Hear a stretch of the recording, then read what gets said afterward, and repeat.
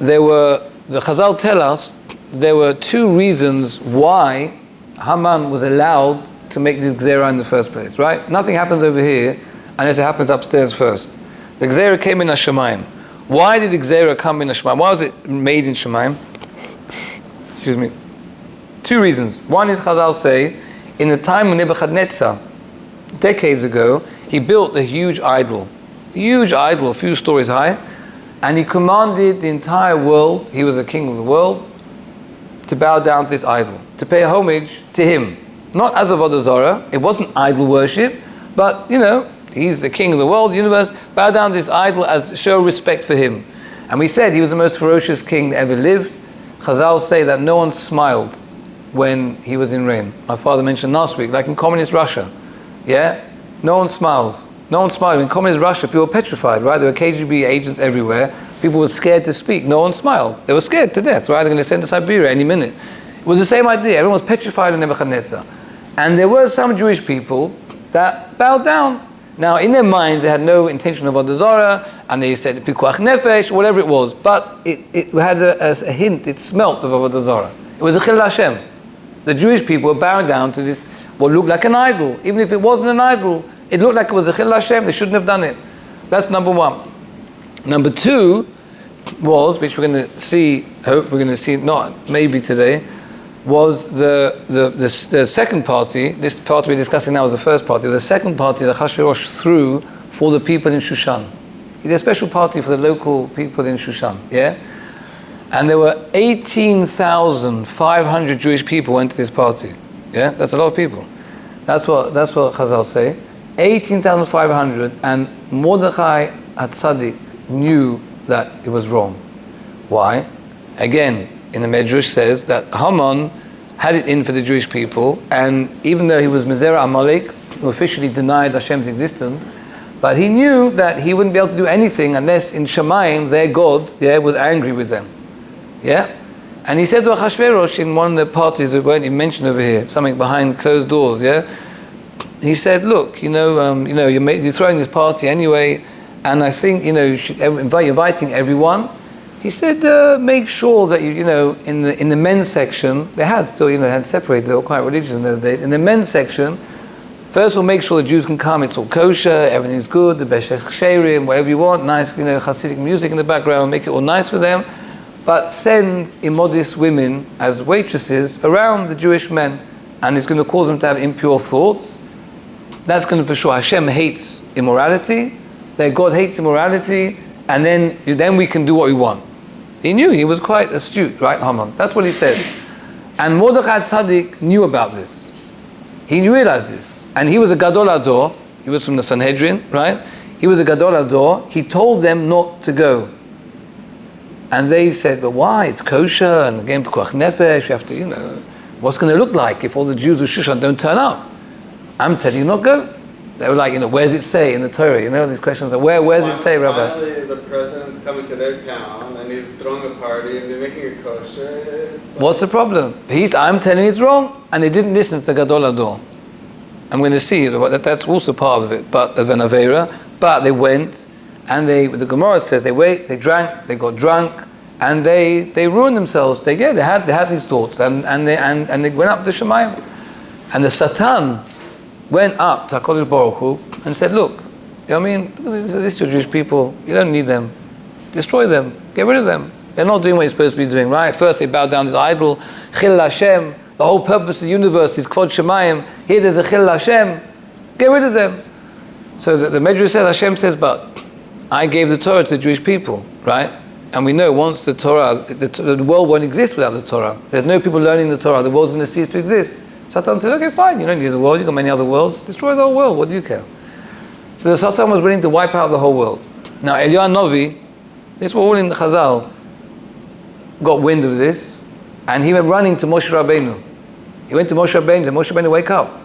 He said, what? They said, you're always there to save the Jewish people from the Chet HaEgel, for all the time they cause Torahs. Look what's going on. There's a gzera of annihilation of the Jewish people. So Moshe Rabbeinu said to him, tell me, was the gzera signed in blood or in cement?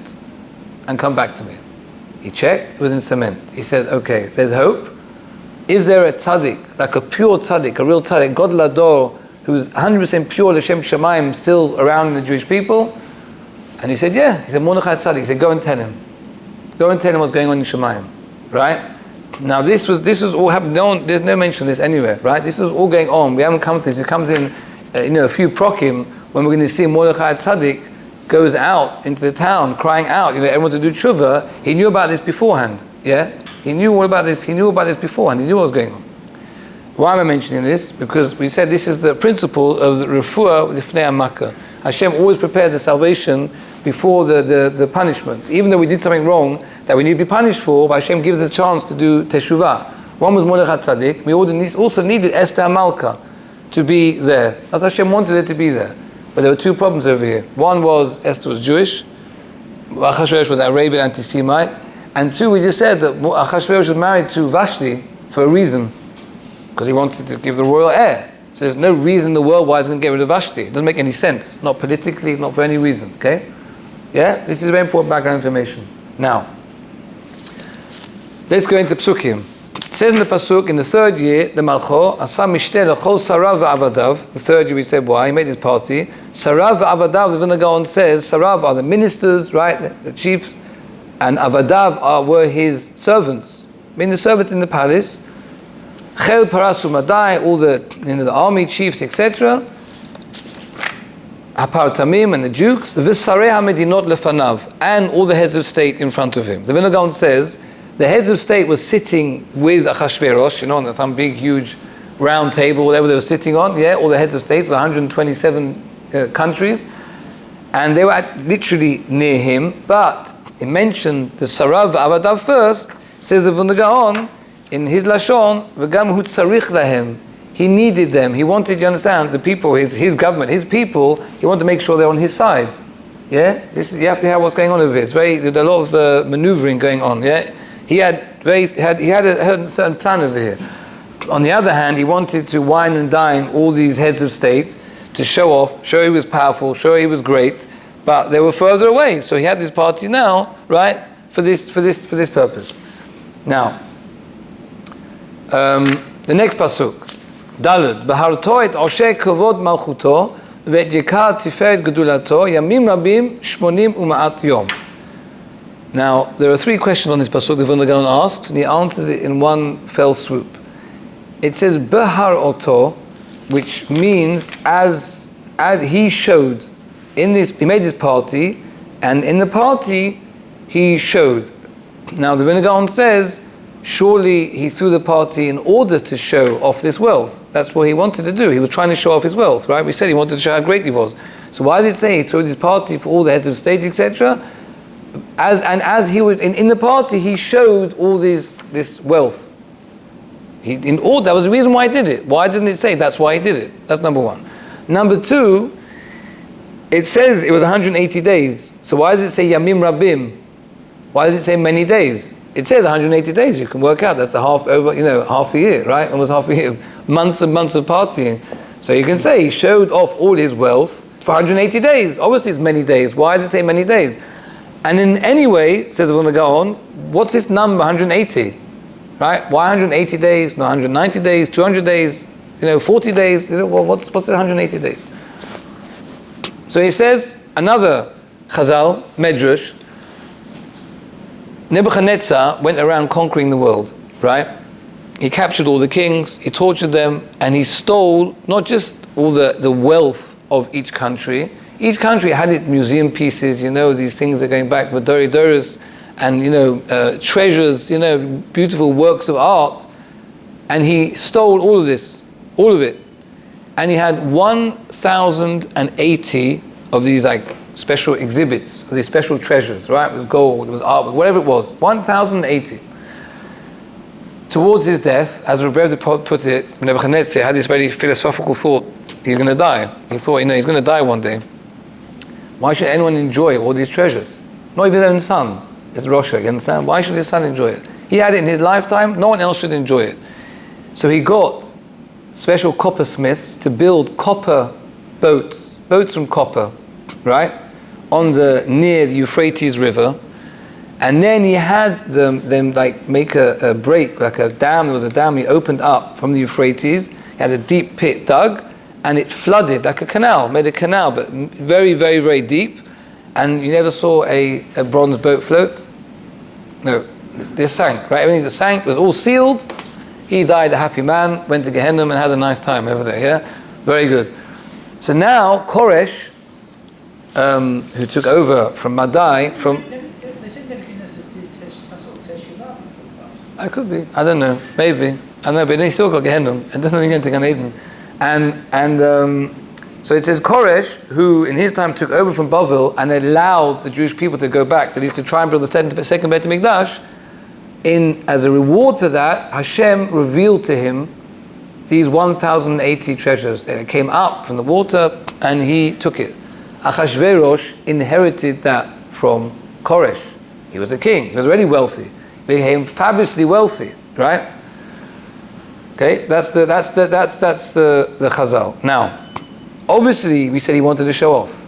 Now, it's a bit nebby, as they say, to come and say, hey, I'm inviting all the heads of state to show off all my wealth. Doesn't look good. It's a bit like, see-through. Do you know what I'm saying? Doesn't look good. So, if he said, I'm throwing a worldwide banquet, you know what I mean? A massive party. I'm inviting the heads of state and all that. My chief of staff and army. All my ministers are going to be there in my new palace in Shushan on my new throne. King, he was a king of the universe, throwing a party. He invited us. No reason not to go to a party, right? Sibah le-mesibah, they say in Ivrit. Do you know what I mean? A reason for a party. They're having a party. Very good. So he threw the party. So that's why it says Baharoto, and during the party he showed his wealth.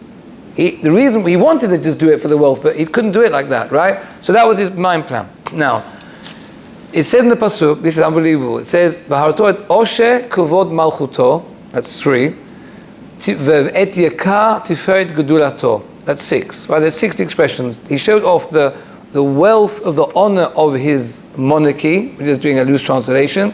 Et yakar tiferet gedulato, and the grandeur and the beauty of his greatness. Okay, we're going to describe that in a minute, what that means. It says the Vilna Gaon, this is referring, based on the Chazal, and the light's gone off, this is have you done Arvit? No. Okay, I bet we're going to start in a minute. This is to show there were 6 treasures he showed every day. Yamim Rabim, which you say, why is it redundant? It meant to say every day he showed 6 treasures. 6 times 1,080, yeah? Sorry. Divided by 1,080 is 180. Hence 180 days. Because he wanted to show off 6 of these treasures every day, so in order to get that, by the time he had to show off 1,080, it worked 180 days. That's why it was so much, right? And that's what he says over here. Now, we have to finish over here today, but next week we're going to explain the next party, and the grandeur of the next party was something which you can't even imagine. Okay, we'll call it there for then. Okay.